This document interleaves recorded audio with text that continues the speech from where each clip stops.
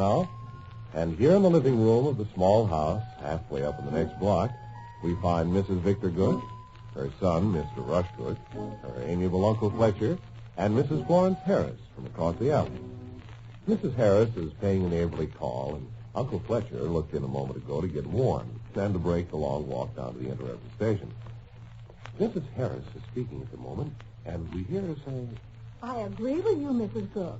It's nobody's business what a grand person like Mrs. Donahue chooses to do in her own attic. But just the same, you can't help being disturbed. Lights going on and off in the middle of the night and so forth. Yeah. I got the reputation for being calm as toast, but I get disturbed. Every night before I jump in bed, I go out in the hall and glance over and see if there's anything going on in Donahue's attic. Has there been lately?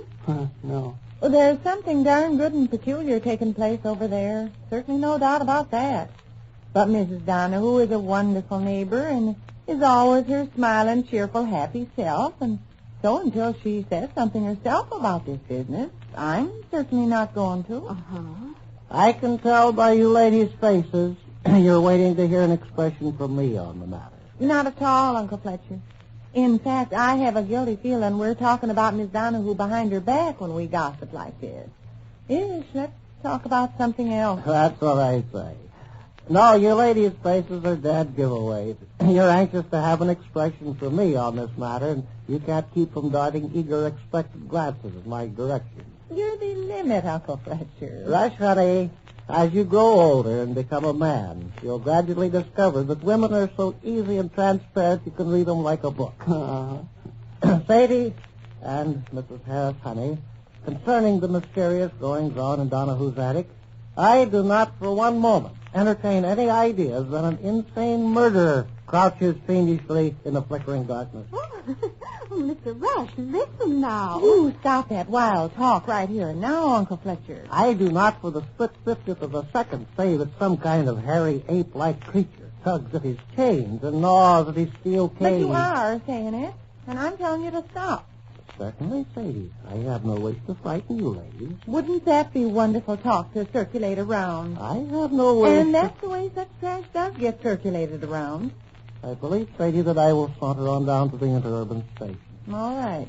Man hesitates to linger in a place where he sees he is misunderstood. Oh, ish, misunderstood. Man prefers to brave the bitter cold rather than remain in a group of people. Hello, it's in the bag. Here's Gus. Has the phone been ringing? Is Rush home? Why, it's Mr. Gook. Hello there. I thought his lodge meeting lasted till much later in the evening. He's way, way early. Hi, Gus. Oh, so you are on deck, Margaret. Good. I'll probably want some errands run. Kiddo, it's in the bag. I just received... Well, good evening, Mrs. Harris. Uncle Fletcher, how are you? Good evening, Mr. Gook. I am just leaving. Oh, dandy. Yes, dandy. Oh, a man that's got any feelings at all would rather cut off his right arm. Yeah. Kiddo, it's in the bag. I just got a long-distance telephone call. What's in the bag? You don't know? Well, how would I know? You can't guess? No. Oh. I have not been asked to participate. This city gets the convention. The sacred stars of the Milky Way will come here for their biennial convention in May 1946. Well, Miss Harris, you're probably wondering what this is all about. But Mr. Miss Harris, my lodge, the sacred stars of the Milky Way, is holding its 1946 convention right here in town. How grand. Oh, I'm sure you Hunter must... J. Sponger telephoned me long distance from Chicago down at the lodge hall less than half an hour ago. I was so happy and excited that I entertained the motion to adjourn. But that's why you're home early, huh, Gus? I wonder. Boy, are the lads all thrilled and enthusiastic. They gathered together in shouting, laughing little groups. Impressionable guys like Alf Mushigan and Michigan Fishigan from Fishigan, Michigan, almost fainted.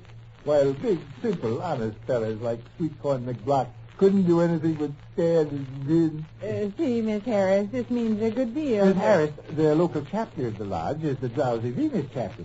And I'm the exalted Big Dipper of that chapter. How wonderful. I imagine... Most of the authority in the execution of the convention will fall on my shoulders.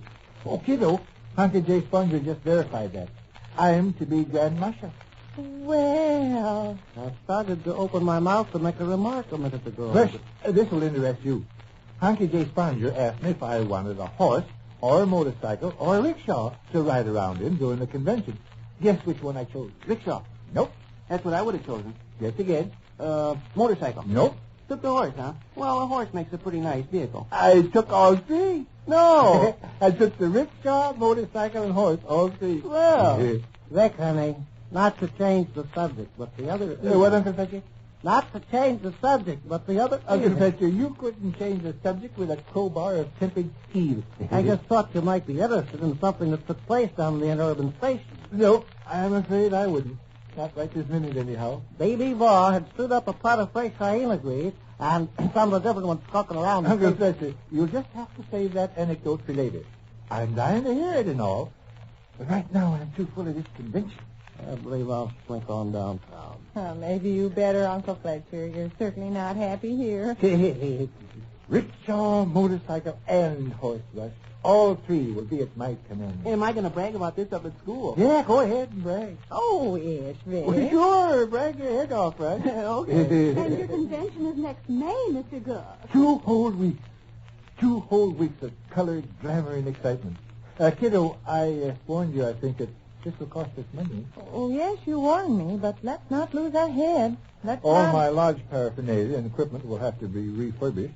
I may even buy a set of new lodge paraphernalia and equipment. There'll be numerous articles to purchase. Fireworks is one. Oh, Rush, you'll like this. Is the lodge going to furnish you an elephant from India to ride on? It might, if I insist. When I worked on the railroad section gang out of Phoenix, Indiana... Every night at 12, during the 2 weeks of the convention, I go up on the roof and shoot off a Roman candle. Really? Yeah. It's a kind of a ceremony. Up on our roof, you shoot off a Roman candle every night? Yeah.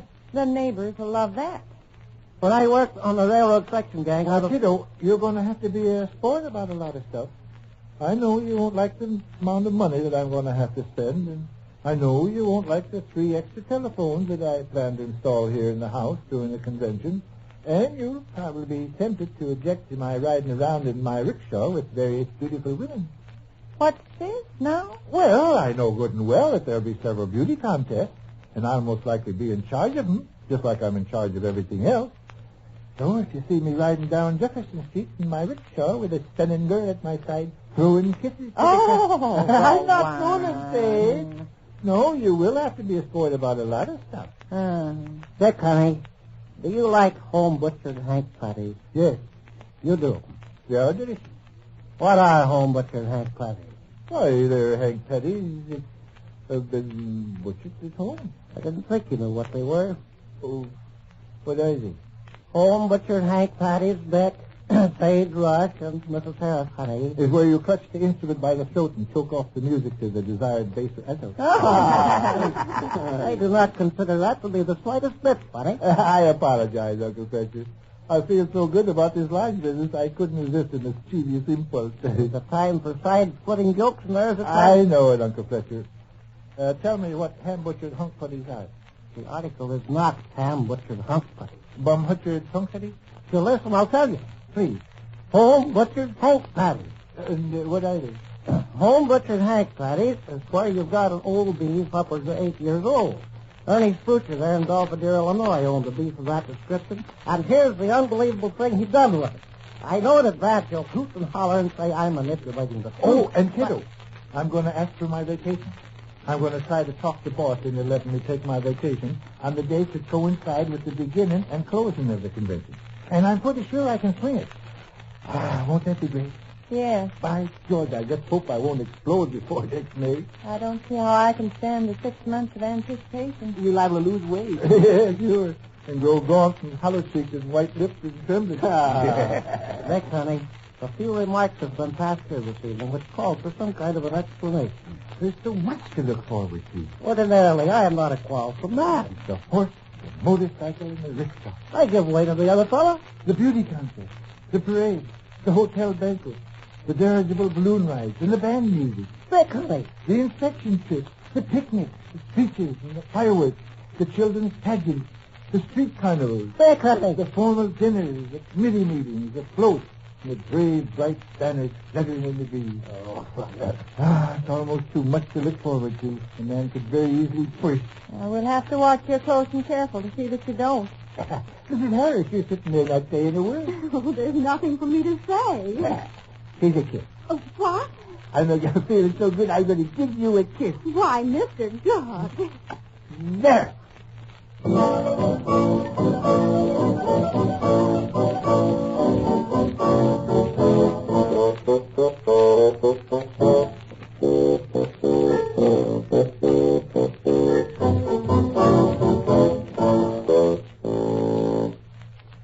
that, for the time being at least, concludes our evening visits with radio's home folks, Vic and Sade. Every one of us regrets bringing this series to a close.